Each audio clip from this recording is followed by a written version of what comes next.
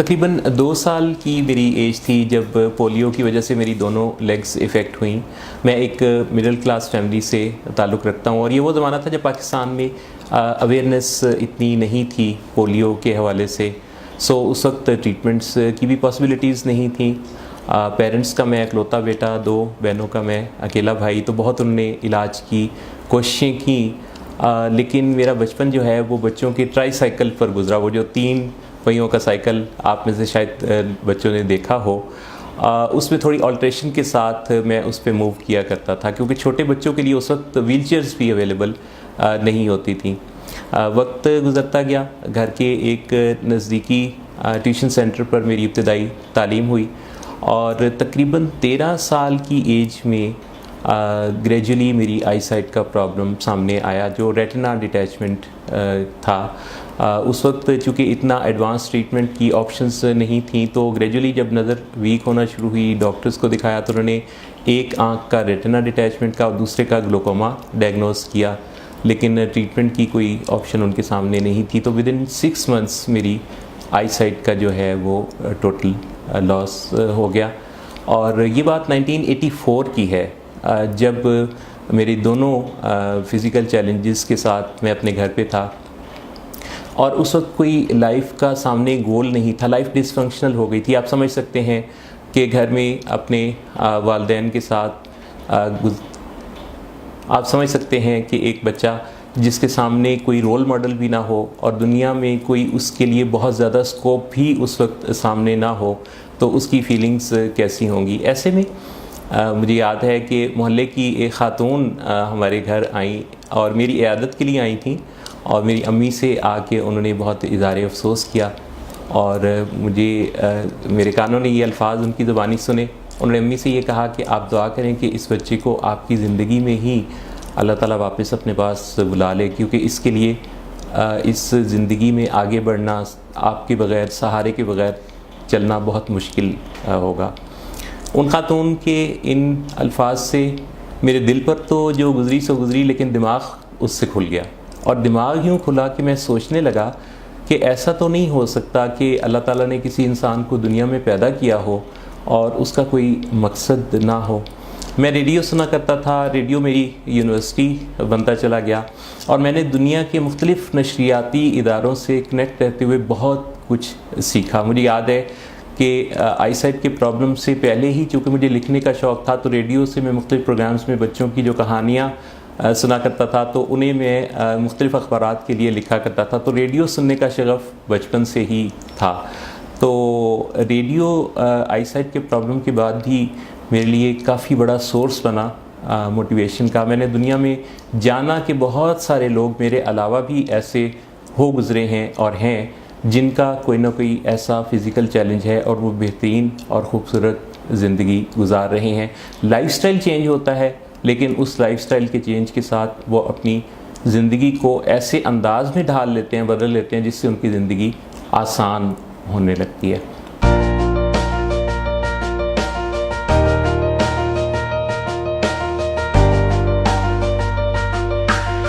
Radio सुनते सुनते मुझे शौक़ पैदा हुआ और मुझे अंदाज़ा हुआ कि मेरे अंदर बात करने की अल्हम्दुलिल्लाह अच्छी सलाहियत मौजूद है। मैं बात बहुत पुरअसर करने वाले लोगों को सुना करता था, तो मुझे इस बात का शौक़ पैदा हुआ कि बात को खूबसूरत लफ्ज़ों में बयान करने का उसलूब भी सीखा जाए। सीखना शुरू किया। बचपन में कैसेट्स पर अपनी आवाज़ में मुख्तलिफ़ प्रोग्राम्स रिकॉर्ड किया करता था, जो मैं ही सुनता था, इकलौता लिस्टर होता था। फिर आहिस्ता आहिस्ता ये शौक़ बढ़ता चला गया और एक वक्त आया कि जब घर पे टेलीफ़ोन हमारे घर में कनेक्शन लगा, तो रेडियो पे FM 100 की नशियात का आगाज़ हो चुका था, जहां लाइव टेलीफोन कॉल्स ब्रॉडकास्ट होती थी। बस फिर क्या था, मुझे मौका मिल गया अपनी आवाज़ को ब्रॉडकास्ट करने का। मैंने टेलीफ़ोन कॉल के थ्रू अपनी आवाज़ को ब्रॉडकास्ट करना शुरू किया और उस ज़माने में 95 की आपको बात बता रहा हूँ कि पाकिस्तान में नेटवर्क पर जबकि इतना इंटरनेट और ये सोशल मीडिया नहीं था, तो FM ट्रांसमिशन काफ़ी पॉपुलर होती थी। तो मेरी आवाज़ में नशर होने वाली कॉल्स ने लोगों को अट्रैक्ट करना शुरू किया। मेरे अल्फाज और मेरी बातचीत ने लोगों की तवज्जो हासिल करना शुरू की और यही सोर्स बना डॉक्टर सदाकत अली साहब से भी मेरे इंट्रोडक्शन का। आप को ये बताऊं कि डॉक्टर सदाकत अली ने मेरी ज़िंदगी में बड़ा ही इम्पॉर्टेंट रोल अदा किया। वो बहुत ही इंसान दोस्त और आला इंसान है। वो जानते हैं कि किस तरह किसी शख्स की स्किल्स को पॉलिश किया जा सकता है, यूटिलाइज़ किया जा सकता है और फिर उसको निखारा और संवारा जा सकता है। तो रेडियो ही वो सोर्स बना। तो उन्होंने मुझे 1997 में अपने एक प्रोजेक्ट 1 मिनट मैनेजर के लिए, टेली मार्केटिंग के लिए इनवाइट किया। और हुआ ये कि मेरे पास कुछ पैसे थे जो वालिद साहब ने मेरे अकाउंट में ट्रांसफ़र किए थे अपनी रिटायरमेंट पर। तो मैंने डॉक्टर सदाकत अली साहब से मशवरा किया कि ये पैसे मैं किसी कारोबार में इन्वेस्ट करना चाहता हूँ। तो डॉक्टर साहब ने बड़ी दिलचस्प बात की। उन्होंने कहा कि किसी के साथ कारोबार में इन्वेस्ट तो करेंगे, 2-4 महीने प्रॉफिट भी आएगा, लेकिन असल रकम जाती रहेगी। तो इससे तो आप अपने अकाउंट में ही रहने दें। अलबत्ता आपकी गुफ्तगू की जो स्किल है उसको मैं चाहूँगा कि मज़ीद आप इस्तेमाल करें अपने अर्निंग सोर्स के तौर पे। सो उनकी किताब 1 मिनट मैनेजर का न्यूज़पेपर में एडवर्टीज़मेंट जाने लगा। मेरा घर का नंबर पब्लिसाइज होता था, मुझे कॉल्स आती थी और फिर उस टेली मार्केटिंग में मैंने हज़ारों की तादाद में उस बुक को जब सेल किया। तो उसके बाद 1999 में डॉक्टर सदाकत अली ने मुझे अपने इदारे में इनवाइट किया, जॉब अपॉर्चुनिटी दी, जो मैंने टेलीकम्युनिकेटर के तौर पे जॉब स्टार्ट किया। लेकिन अल्हम्दुलिल्लाह फिर मैनेजर, जनरल मैनेजर, एग्जेक्टिव और अब मैं विलिंग वेज के लिए एग्जेक्टिव डायरेक्टर पीआर के तौर पे काम कर रहा हूँ।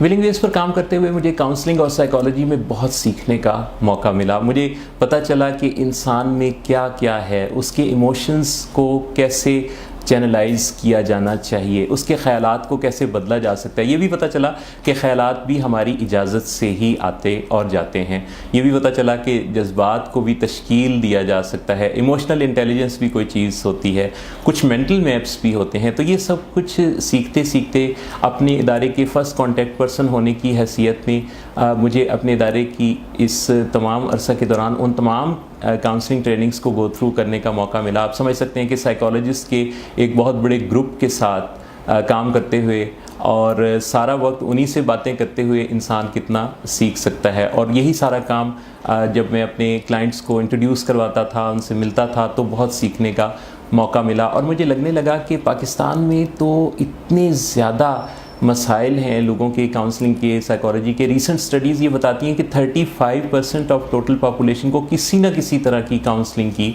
ज़रूरत है।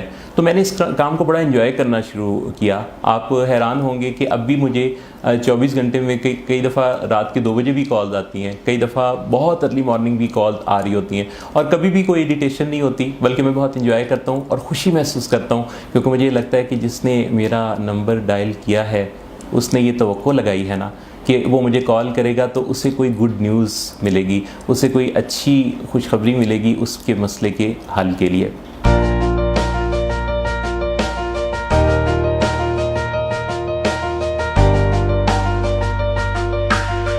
रेडियो जहाँ मेरे लिए मेरे अर्निंग सोर्स का ज़रिया बना, वहीं एक बड़ा ही अहम इसमें राज में अफशा किए देता हूँ कि रेडियो ही वो ज़रिया था जिसके ज़रिए मेरी वाइफ से मेरा रब्ता हुआ। मारिया मेरी लिसनर थी और मेरी ज़िंदगी में आई और ज़िंदगी बदल दी। वो बहुत ही खूबसूरत और बड़ी ही ज़बरदस्त इंसान है। मुझे ऐसा लगता है कि मेरी ये ज़िंदगी नाकाफ़ी है उनका हक़ अदा करने के लिए, जितनी उन्होंने खूबसूरत लाइफ मुझे दी और मेरा साथ दिया।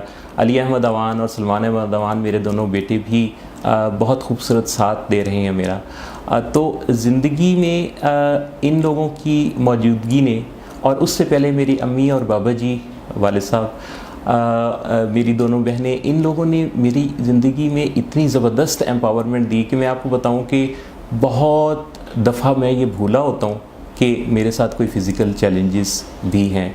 मैं अल्हम्दुलिल्लाह उन खुशनसीब लोगों में से हूँ जिनकी ज़िंदगी में बेशुमार मोहब्बतें मिली हैं। मुझे अपनी ज़िंदगी में 4 ऐसी शख्सियात की तरफ से एक आँख की डोनेशन की ऑफ़र हुई जो कि बहुत अच्छी पूरी तरह, मुझे अपनी ज़िंदगी में ऐसे 4 अफराद की तरफ से एक आँख की ऑफ़र हुई जो कि बड़ी ही भरपूर ज़िंदगी गुजार रहे थे। मेरी अम्मी ने सबसे पहले मुझे अपनी एक आँख डोनेट करने की बात की, लेकिन डॉक्टर ने कहा कि कॉर्निया इनकी ज़रूरत नहीं है। फिर मेरे एक दोस्त जो कि मेडिकल डॉक्टर थे और बड़े कामयाब डॉक्टर थे, उन्होंने कहा कि मोहसिन, मैं अपनी एक आँख तुम्हें डोनेट करना चाहता हूँ। लेकिन उस वक्त भी डॉक्टर्स का यही जवाब था। मेरी रेडियो की एक लिस्नर ने मुझे एक दफ़ा बहुत इसरार के साथ कहा कि आपको मैं अपनी एक आँख देना चाहती हूँ।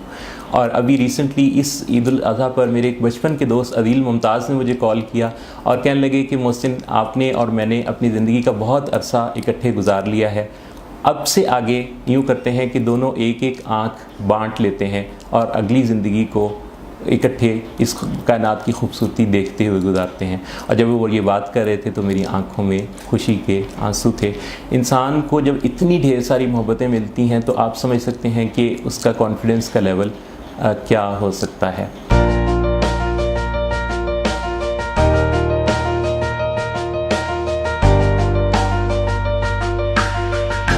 आमतौर पे वालिदैन को अपने बच्चों से ये शिकायत होती है कि बच्चे उनकी बात नहीं सुनते, और ज़्यादातर जो प्रॉब्लम्स देखने में आते हैं टीन एज में वो 4 तरह के प्रॉब्लम्स हैं और चारों ए से शुरू होते हैं। बच्चे बहुत ज़्यादा आर्गुमेंट करते हैं, बच्चों के अंदर जो है वो एरोगेंस नज़र आने लगती है, बच्चों में एंगर नज़र आने लगता है और बच्चे अलोननेस में चले जाते हैं। और इन चारों के साथ अक्सर वालिदैन को बहुत परेशानी के साथ मैंने देखा है। अच्छा, इसके सॉल्यूशन प्रोग्राम की तरफ अगर आएँ तो उसमें भी एज का काफ़ी रोल है।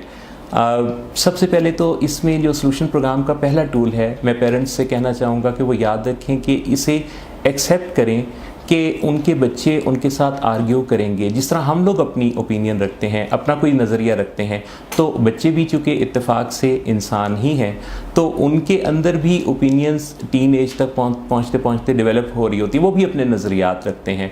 सो उनको एकदम से उनके नज़रियात को, उनकी ओपिनियंस को हम मुस्तरद नहीं कर सकते। हमें मानना होगा, इस हकीकत को पहचानना होगा कि दरअसल वो भी अपनी एक नज़रिया और एक ओपिनियन के साथ इस दुनिया में मौजूद है। इसी को तो इर्तिकाई सफ़र कहते हैं। एक इंसान जब दुनिया में आता है तो वो अपने पिछलों से जो सीखता है उसमें कुछ वैल्यू ऐड करता है और सफ़र को आगे बढ़ाता है। आमतौर पे लोग इस चीज़ को एक्सेप्ट नहीं करते और ब्लेम गेम में चले जाते हैं, अपने आप को ब्लेम करना शुरू कर देते हैं कि शायद हमने बच्चे की तरबियत अच्छी नहीं की और हम ही कसूरवार हैं, या फिर बच्चे को ब्लेम करते हैं। तो हमें ऐसा करने की बजाय ये समझ लेना चाहिए कि वो आर्ग्यू कर सकता है, अलबत्ता उसके आर्ग्यू को डील करने की स्किल्स हमें सीखनी होंगी। Number 2, appreciation the work. हम आम तौर पे बच्चों की पैदाइश के फ़ौरन बाद से जैसे जैसे बच्चा आगे बढ़ता है तो उसको बहुत अप्रिशिएट करते हैं।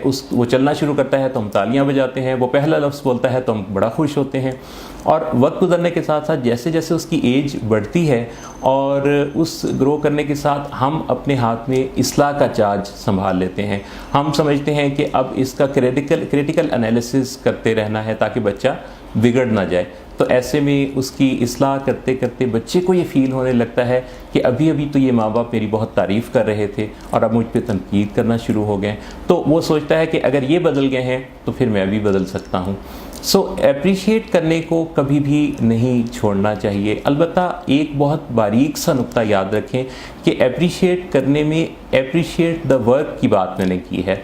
जब आप बच्चे को अप्रिशिएट करते हैं तो उसके अंदर एरोगेंस पैदा होता है। सो बच्चे को अप्रिशिएट नहीं करना, उसकी एफ़र्ट्स को अप्रिशिएट करना है, उसके काम को अप्रिशिएट करना है। वाज़े करूँगा इस बात को यूँ कि जैसे आपके बच्चे ने अगर 90% मार्क्स हासिल किए हैं और वो आता है और आपको गुड न्यूज़ देता है, तो अगर आप उसे ये कहते हैं मेरा बेटा तुम तो बहुत ब्रिलियंट हो, तुम तो जीनियस हो, तुम्हारे जैसी तो माइंड पावर कोई नहीं रखता, तो इससे उसके अंदर एरोगेंस पैदा हो सकती है। इसकी निस्बत ये कहना ज़्यादा कारगर होगा कि आप उसे कहें कि बेटा इस दफ़ा जो तुमने अपनी स्टडी की स्ट्रेटजीज़ अपनाई हैं, जिस तरह तुमने अपनी स्टडीज़ को प्लान किया, वो बहुत ही लाजवाब था, बहुत अच्छा था।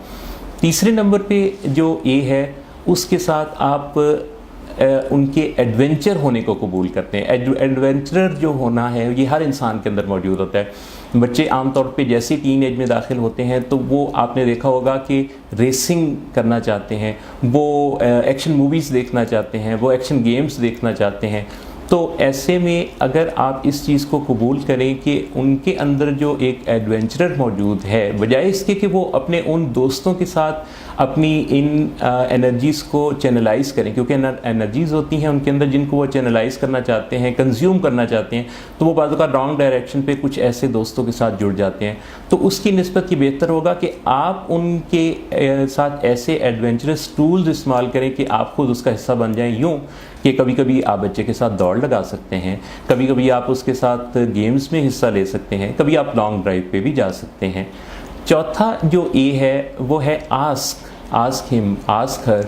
उसमें ये कि हम बच्चे की बढ़ती हुई एज के साथ ये भूल जाते हैं कि उसके अंदर ईगो भी तो परवान चढ़ रही है, तो उसको हमें इस तरह से डील करना होता है कि डायरेक्ट इंस्ट्रक्शंस नहीं देनी होती, डायरेक्ट एडवाइस को वो कबूल करने के लिए पूरी तरह आमादा नहीं होता।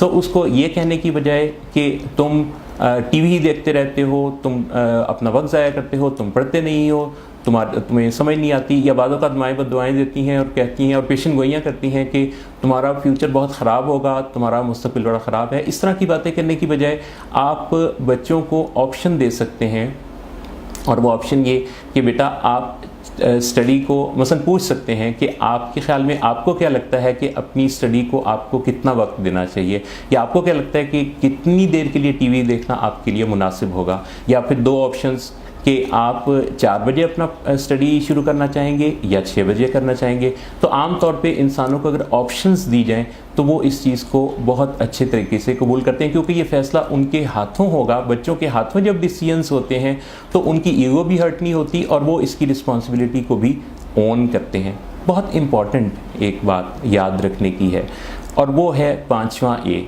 और वो है कि एडवाइस फ्रॉम एन एक्सपर्ट। किसी भी एक्सपर्ट से हम लोग मशवरा नहीं करते।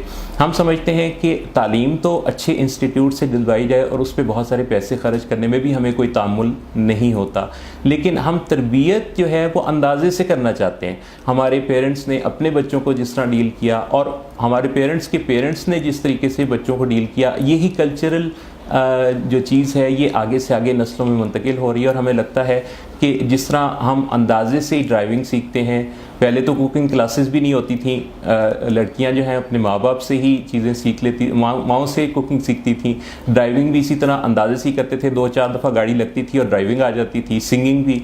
तो अब सारी चीज़ें बहुत ऑर्गेनाइज्ड हैं। इसी तरह तरबियत देना भी सीखना चाहिए, अंदाजे से करने वाला काम नहीं है। आप हैरान होंगे कि इसी पाकिस्तान में अब लोग बेटियों को जहेज़ में प्री मैरिटल काउंसलिंग भी देते हैं, और बहुत जल्द आप ये देखेंगे कि ऐसी यूनिवर्सिटीज़ आपको नज़र आएंगी जहां पेरेंटिंग स्किल्स सीखी जा रही होंगी। लड़का लड़की अपनी शादी के आगाज़ के फ़ौरन बाद उसमें दाखिला लेंगे और बच्चे के दुनिया में आने से पहले ही उसको ट्रेन कैसे करना है इसकी एजुकेशन लिया करेंगे। हम लोग कुछ अजीब से लोग हैं। हम फ़ोन तो एप्पल का इस्तेमाल करना चाहते हैं, लेकिन बाज़ औक़ात जिस्मानी और ज़हनी सेहत के लिए हम एप्पल बेचने वाले से भी मशवरा लेने से गुरेज नहीं करते।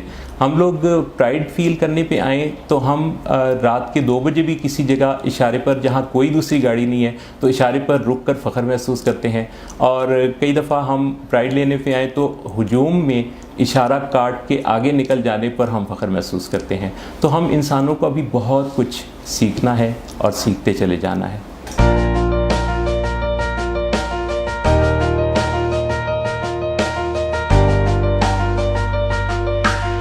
डिवोर्स की रेशो बढ़ने की वजह अगर आप देखें तो उसमें जल्दी से किसी को अपना बना लेने और फिर जल्दी से उसे छोड़ देने की जो रेशो है ये काफ़ी ज़्यादा है। इसके पीछे अचानक काम कर रहा है। एक्चुअली हमारी ज़िंदगियों में अगर आप जायज़ा लें तो हमारी ज़िंदगी में आपको अचानक काफ़ी कुछ होता हुआ नज़र आएगा। तो ये जो अचानक से मोहब्बत का हो जाना है, एक्चुअली यही वो मसला है। जिन लोगों को अचानक से मोहब्बत होती है उनको अचानक से दूरी भी होती है।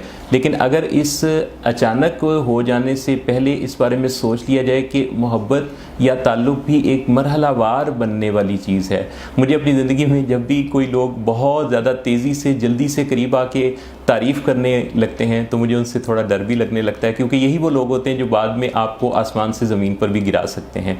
तो डिवोर्स में जल्दी से किसी की लाइकिंग में चले जाना, जल्दी से उसको आइडियलाइज़ कर लेना और फिर जल्दी से उससे दिल भर जाना, उसकी वजह यह है कि आप बहुत ज़्यादा एक फैंटेसाइज कर लेते हैं रिश्ते को, एक्सपेक्टेशंस लगा लेते हैं और आप लॉजिकल वे में उसको एनालाइज नहीं कर रहे होते। एक और वजह डिवोर्स के रेशो के बढ़ने की ये है कि हमारे अंदर ब्रेन में मिरर न्यूरॉन्स होते हैं, हम दूसरों को कॉपी करते हैं, हम अपने आप को भी कॉपी करते हैं। आप ये देखिए कि हम जो करते हैं हम दोबारा भी वही करते हैं और पहले से ज़्यादा करते हैं। इसी तरह हम दूसरों को भी जब ये देखते हैं कि वो जल्दी से रिश्तों में जाते हैं और फिर तोड़ देते हैं। ख़वातीन में देखा गया है कि जब किसी की फैमिली में किसी एक लड़की को डिवोर्स होती है तो आप हैरान होंगे कि रेशो के मुताबिक 6 माह के अंदर उसी ख़ानदान में किसी दूसरी खातून को भी डिवोर्स होती है। वजह ये कि कोई दूसरी खातून उसी ख़ानदान में जब ये देखती है कि मेरी फ़लाँ रिश्तेदार ने डिवोर्स ली है तो वो सोचती है कि उसे नज़र आने लगता है कि अच्छा मेरे रिश्ते में भी ये ख़ामियाँ हैं तो फिर तो ये काम मैं भी कर सकती हूँ। इसका सलूशन ये है कि आप किसी भी रिश्ते को बनाते हुए उसके SOPs, उसके प्रोटोकॉल्स को जहन में रखें, स्टेप बाय स्टेप कैसे आगे बढ़ना है, लॉजिकल वे में। इतनी कोई जल्दी वाली बात नहीं है, ज़रूरी नहीं है कि रातों रात जल्दी से रिश्ता बने, क्योंकि जब आप जल्दी से रिश्ते बनाएंगे तो जल्दी से टूटेंगे। थोड़ा टाइम लें, स्पेस लें, गौर व फिक्र करें, सोच विचार करें, मशवरा भी आप ले सकते हैं और ऐसे में जब आप कोई रिश्ता बनाएंगे तो उसे एक बहुत बुनियाद अच्छी और मजबूत मिलेगी।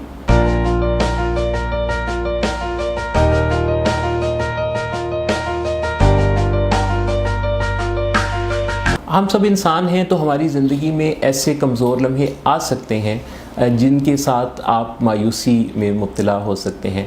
लेकिन मैं हमेशा ये सोचता हूँ कि अगर अल्लाह ताला कायनात से मायूस नहीं होता, देखिए कितनी दुनिया में तब्दीलियाँ आती हैं, इंसान कितनी गलतियाँ करते हैं, रात दिन कितने मसाइल होते हैं, लेकिन फिर भी अगली सुबह का सूरज तुलू होता है तो वो पैगाम लाता है कि अल्लाह अभी कायनात से मायूस नहीं है। इंसान दुनिया में कितने ज़्यादा नुकसानात पहुंचाता है दूसरे इंसानों को, लेकिन फिर भी ऐन उसी लम्हे कोई दूसरा इंसान दुनिया में जन्म लेता है। तो इसका मतलब ये है कि इंसान से अल्लाह मायूस नहीं है। अपनी मायूसी को डील करने का बेहतरीन तरीका ये है कि हम कायनात पे गौर व फिक्र करना शुरू कर दें। हम ज़रा मौसमों को देखा करें कि मौसम भी तो बदलते हैं। हमारे इर्द गिर्द रहने वाले कितने ऐसे लोग होते हैं जो हमसे भी अबतर ज़िंदगी गुजार रहे होते हैं। तो हमें अपनी ज़िंदगी में मायूसी को डील करने के लिए अपने आप को ताज़ा दम और तरोताज़ा रखना चाहिए, रिसर्च से कनेक्ट होना चाहिए, ये देखना चाहिए कि दुनिया में कुछ दूसरे लोग जो इन्हीं मुश्किलात से दो चार हुए उन्होंने अपनी ज़िंदगी को कैसे कोप अप किया। अगर हमसे पहले किसी ने कोई मसला हल कर लिया तो फिर तो हमारे लिए मुश्किल नहीं होना चाहिए, और अगर हमसे पहले किसी के साथ हमारे जैसा मसला आया ही नहीं तो फिर हम पहले वो शख्स बन सकते हैं, पायनियर बन सकते हैं जो इस तरह का कोई भी मसला हल करके दिखा लें। मेरा मैसेज ये होगा कि अगर आपकी ज़िंदगी में कोई मुश्किल है, कोई परेशानी है, तो मैं आपको एक ब्लैंक मैसेज देता हूँ जिसमें हौसला, हिम्मत, तवानाई, उम्मीद और यकीन से मिलते जुलते जितने लफ्ज़ हो सकते हैं वो आप उसमें लिख लीजिए और उसी को अपने लिए महफूज कर लीजिए। जब जब मायूसी की लहर आप में पैदा हो, इस मैसेज पे एक नज़र डाल लिया कीजिए।